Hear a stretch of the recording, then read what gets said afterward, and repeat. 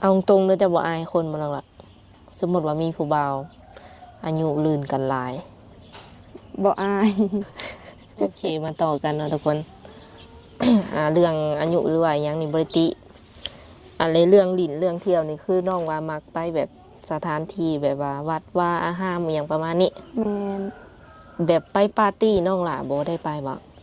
กะไปอยู่แต่ก็บ่ได้ไปหลาย ปาร์ตี้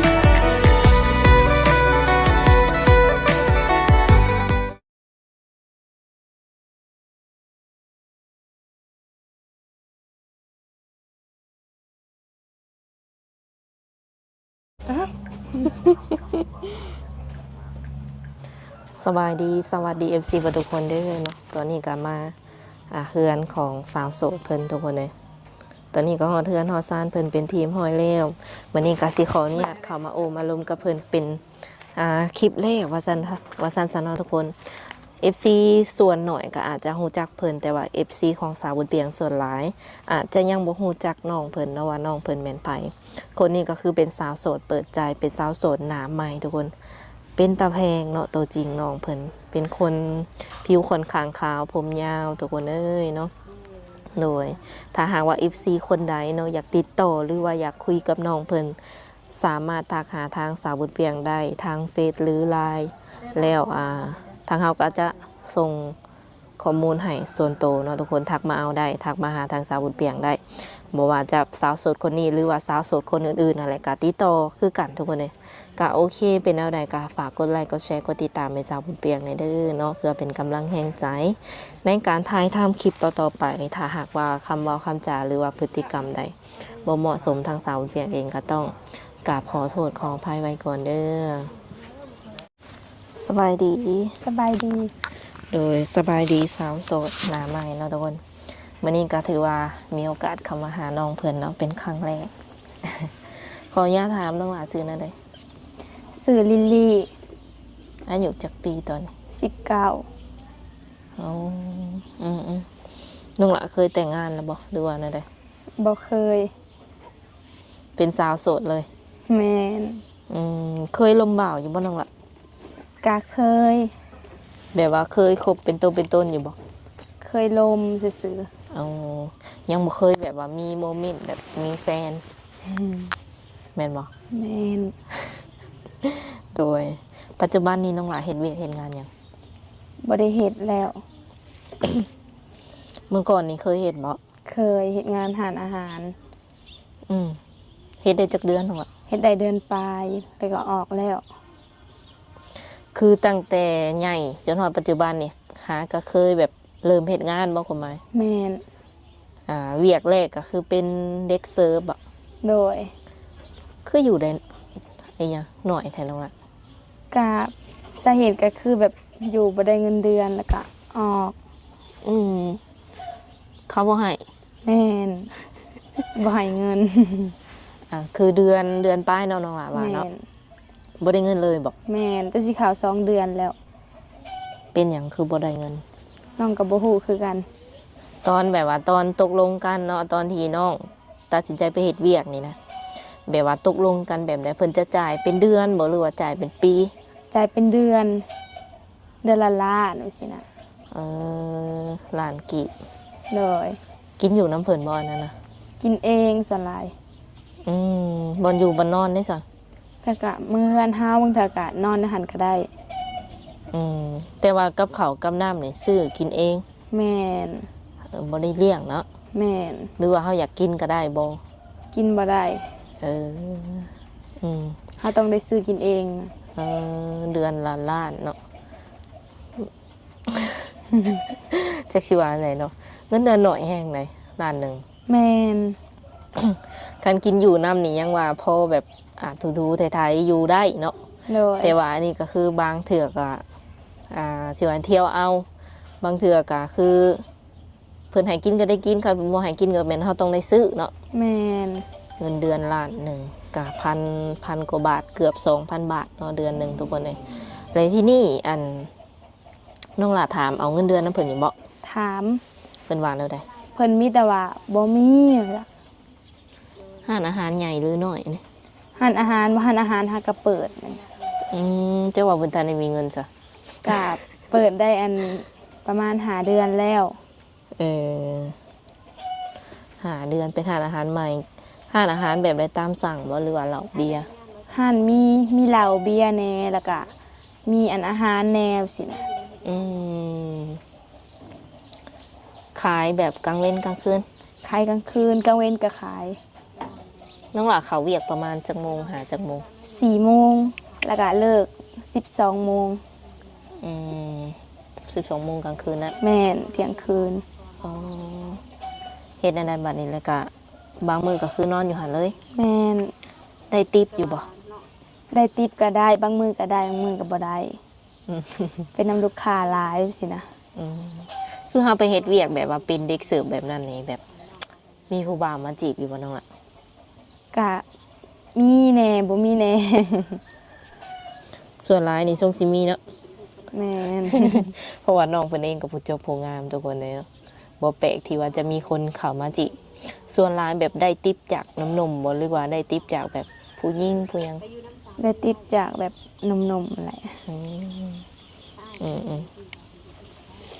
เตี้ยแท้เนาะสิตังค์เลยก็ตังค์บ่ได้ซ้อนเพียงบ่ได้เอาคากล่องยาวมาทุกคนเลยคือเตี้ยแบบนี้เลยอืมแล้วมื้อนี้นี่ถือว่าโสดแม่นบ่น้องล่ะ แม่น ออกมาเปิดใจ แม่น โดย เป็นอะไรแบบว่าเปิดใจหาคนคุยสื่อๆบ่หรือว่าหาแฟนหาคู่ชีวิต เปิดใจหาแฟนสินะ ยังบ่ทันอยากสร้างครอบครัว กะคำว่าเพิ่นเห็นเฮาอันเห็นว่าเพิ่นซัพพอร์ตเฮาได้เบิ่งแย่งเฮาได้สิก็พร้อม พร้อมสละโสดเลยเนาะ แม่น อืม ขออนุญาตถามเลยตอนนี้น้องหลาอาศัยอยู่กับไผ อยู่กับแม่กับพ่อแล้วก็แม่เฒ่า แล้วก็น้อง2 คน จะเป็นลูกคนที่ คนที่ มีเอื้อยหรือมีอ้าย 2มีอ้าย แสดงว่าอ้ายเอ้ยน้องนี่4คน แม่น น้องหลาเพิ่นนี่เป็นลูกคนที่2เนาะทุกคนแล้วก็ยังมีน้องอีกน้องนี่เขาเฮียนบ่หรือว่าอยู่น้ำแม่ละละ เฮียน อืมบัดน้องหลานนี่เฮียนจบแล้ว เฮียนบ่จบ น้องลินลี่นะ แม่น เฮียนหอทองใด ห้องม ก็ม .4 เด้ๆได้ใบประกาศหรือยัง .4 ห้องม .4 ก็บ่ได้ไปประกาศซ้ำ ออกก่อน โอเคอืมเป็นอะไรคือตัดสินใจแบบว่าออกสิว่าไงเกือบว่าสิจบอย่างสินะแต่ว่าออกก่อนเป็นอะไรน้องล่ะ ให้น้องเฮียนต่อ โอ้เนาะเอ้ยว่าซันซ่าอยากเสียสละให้น้องบ่ โอ้ย อืมดีๆเนาะทุกคนเลยก็เลยแบบตัดสินใจมาเฮ็ดเวียกประมาณนี้ โดย อืมอยู่เฮือนเฮานี่ก็เฮ็ดไร่เฮ็ดนาอยู่บ่ เฮ็ด ได้ข้าวหลายบ่แต่ละปี ปีนี้บ่ได้หลายปานใดน้ำท่วม มันคือถั่วมันนะน้องละ มันอันบ้านอยู่ต่ำเลย เออคือบ้านน้องนี่เฮ็ดนาจากดะละลูแบบดะดูเฮ็ดนาเนี่ยมีจักเทื่อ เทื่อเดียว เฮ็ดเทื่อเดียวแต่ละปี แม่น อืมบ่แม่นบ่บ้านอันที่เพิ่นยามนี่ก็เฮ็ดได้ยามฝนก็เฮ็ดได้บ่แม่นบ่ เฮ็ดนาแซงบ่ แม่น ส่วนน้อยเขาเจ้าเฮ็ดนาแซง อืมแต่หน้าน้องนี่คันอยากเฮ็ดก็เฮ็ดได้บ่ ได้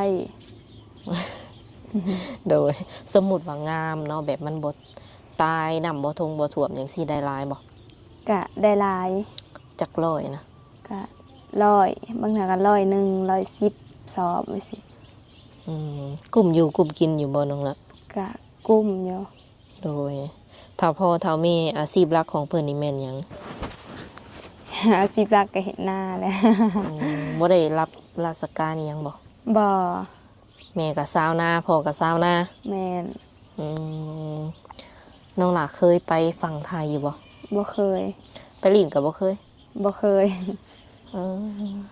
ก็เคยออกไปหลินข้างนอกบ้านอยู่บ่ซะ ไปลินเนี่ยไปลินบางเทื่อก็ไปหาไปลินกับส่วนหลายก็ไปแคมป์คลอง สวรรค์นั่น แม่น โดยอยากไปอยู่บ่ฝั่งไทยก็ ก็อยากไป ถ้ามีโอกาสก็อยากไป อืมในใจนี่อยากไปเฮ็ดงานบ่หรือว่าอยากไปเที่ยวซื่อ ไปเฮ็ดงานก็ได้ไปเที่ยวก็ได้ ๆคือน้องเองก็หาก็ออกจากอันบ่อนเฮ็ดเวียกเนาะ แม่น แลแบบมีแนวความคิดหรือว่าวางแผนไว้แล้วบ่ว่าเฮาสิไปเฮ็ดเวียกอยู่ไสต่อจังซี่นะ อยากไปไทย อืมมีบัตรมีเบอร์เรียบร้อยแล้วบ่ ยังบ่ได้เฮ็ดบัตร เออคันว่ามีแบบว่าสิว่าในเจ้านายเนาะหรือว่านายจ้างอะไรเพิ่นอยากให้เฮาไปเฮ็ดเวียกจังซี่นะเพิ่นสามารถออกค่ารถค่าล่างหรือว่าค่าบัตรให้ได้ คิดว่าสิไปแท้บ่ ไป โดยคันเลือกได้นี่อยากเฮ็ดงานหยัง เฮ็ดงานแบบเป็นเสิร์ฟ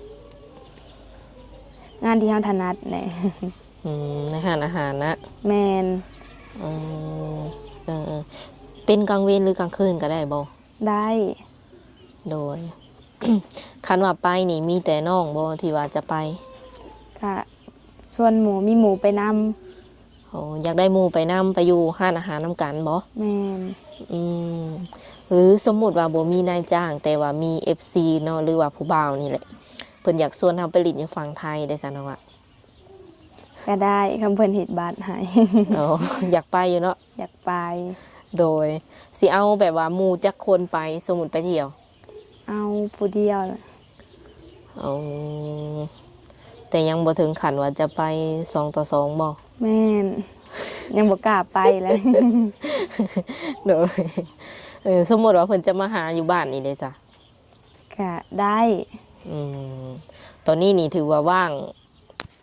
เกือบว่า24ชั่วโมงบ่หรือว่าเฮ็ดหยัง ส่วนหลายตอนแรงก็นึ่งข้าวล้างถ้วยสิเฮ็ดกินหดพัก อืมอันเฮ็ดเวียกซอยเฮือน แม่น เรื่องกับข้าวกับน้ำนี่คือว่าเฮ็ดได้เบิดบ่ ได้ อยู่เฮือนนี่คือน้องเป็นคนเฮ็ดอยู่เฮ็ดกิน แม่น บัดเรื่องแบบเรื่องเงินเรื่องคำนี่ซั่นน้องล่ะลักๆนี่เฮาเอามาจากไสในการใช้จ่ายแต่ละมื้อของเฮา น้ำแม่กับน้าสาว ขออนุญาตถามเด้อน้องหลาใส่เงินเดือนหนึ่งนี่เบิดประมาณจักล้าน กะบ่ได้ว่าจะ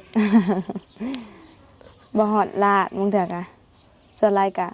มีแต่ใส่ซื้อแบบมักพริกแตงนัวสินะ ว่าแท้บ่ แม่น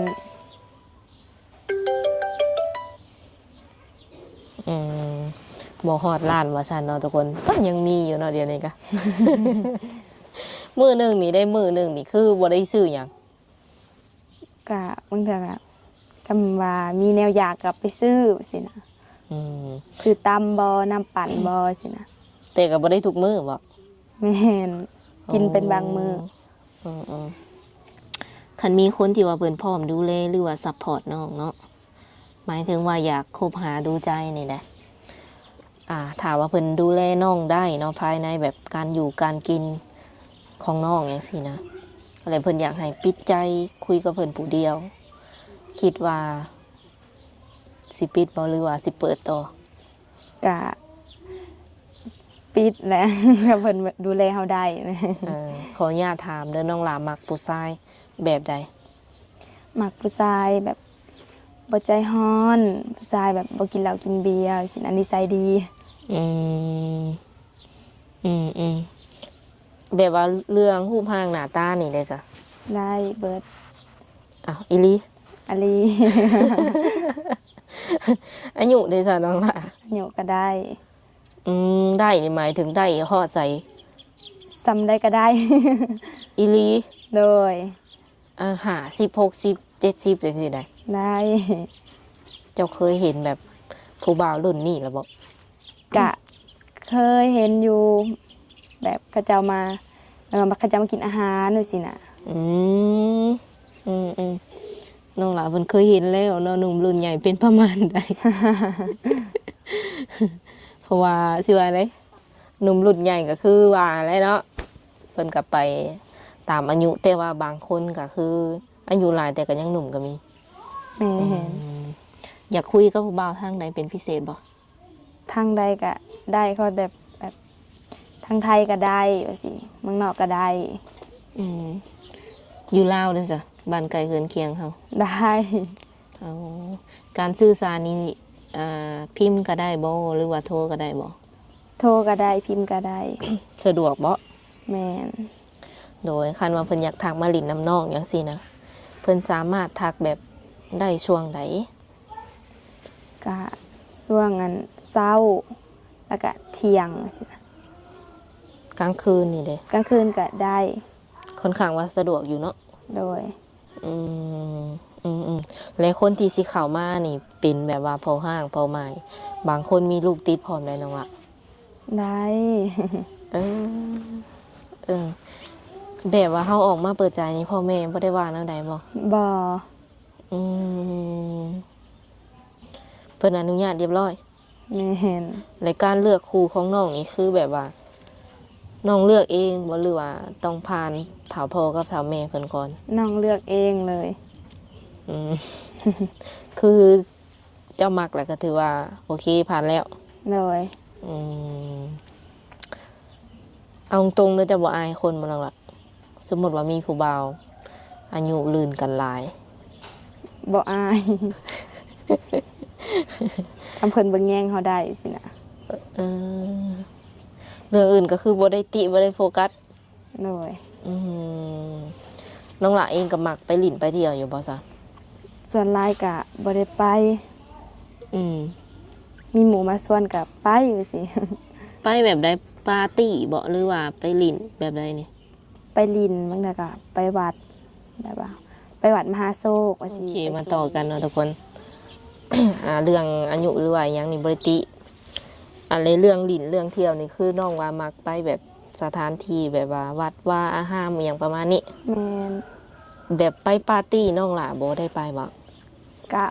ไปอยู่แต่ก็บ่ได้ไปหลาย ปาร์ตี้แบบไพ่แสงสีเนี่ยเนาะแม่นละวะ แม่นมันก็มันเกิดหมู่ก็ไป เคยไปอยู่ แม่น อืม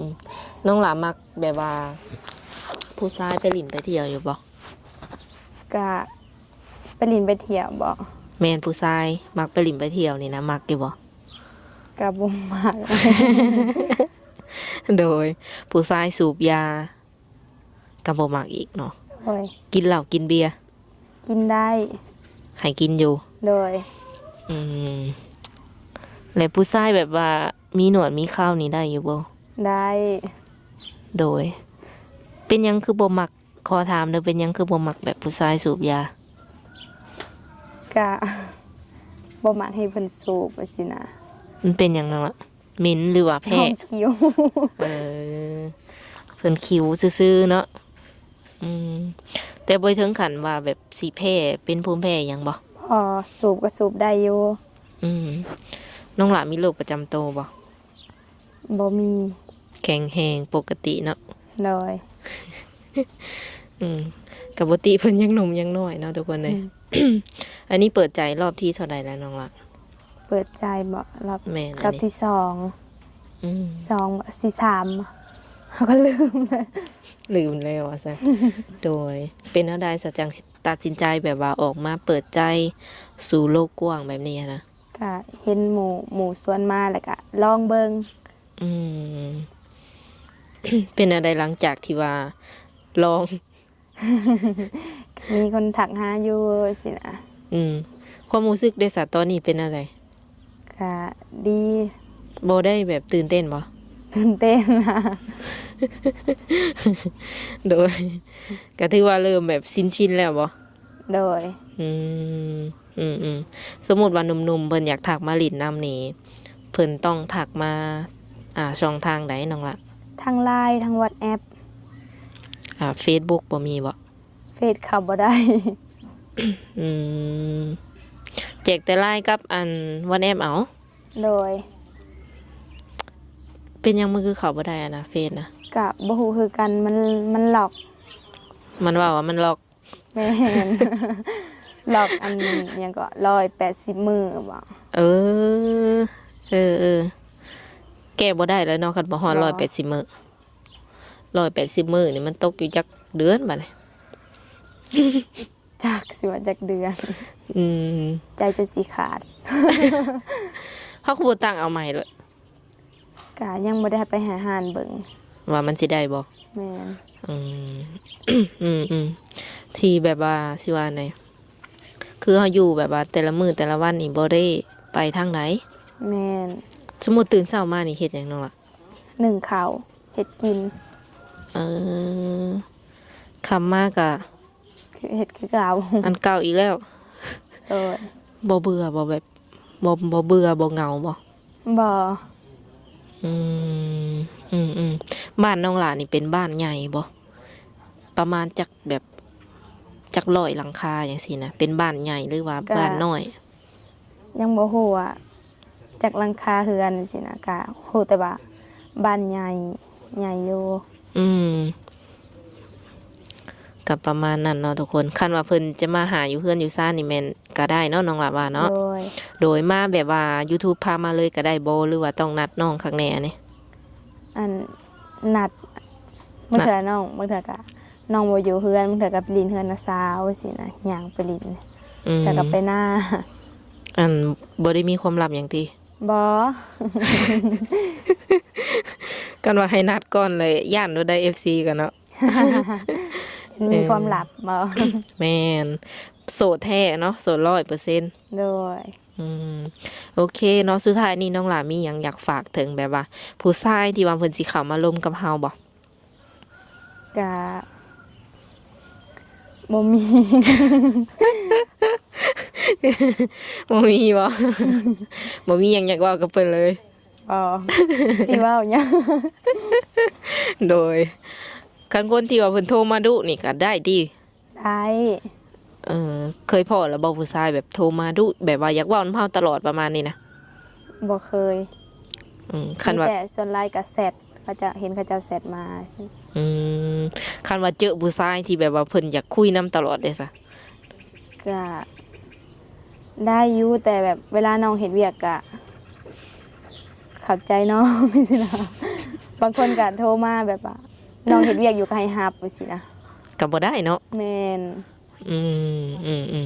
เพิ่นสิว่างเป็นมาประมาณช่วงเช้าช่วงเที่ยงเนาะแล้วก็แรงๆเพิ่นแหละเนาะ โดย แม่นบ่อันน้องลาเว้าค่ะ โดย อืมก็คือสามารถวิดีโอคอลได้บ่นี่ ได้ เห็นหน้าเห็นตาได้ติ โดยได้ โดยแนวใดก็ฝาก FC เอ้ยนำเด้อเนาะคันว่าเพิ่นทักมาก็ตอบเพิ่นแน่เนาะคันว่าบ่มักหรือว่าบ่ตรงสเปคก็บอกเพิ่นไปตรงๆได้เพิ่นบ่ให้ โดย โอเค สุดท้ายนี้ทางสาวบุญเพียงเองก็มีน้ำจิตน้ำใจเนาะมอบเงินให้เพิ่นไว้เติมบัตรเติมเบอร์หรือว่ากินข้าวเปียกกินน้ำหยังแล้วแต่เนาะ100,000 กีบเนาะทุกคน เดี๋ยวสิมอบเงินให้น้องเพิ่นเลย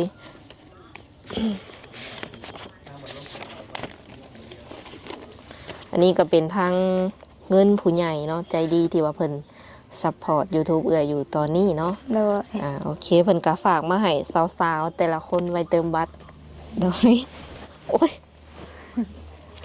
โอเคนั่นแหละ ใจ เห็นอยู่ว่ากองข่อย เห็น กองข่อยสิเห็นอยู่ว่าโอเค สุดท้ายนี้ทางสาวบุญเปียงกับน้องลิลลี่ก็สิได้ขอตัว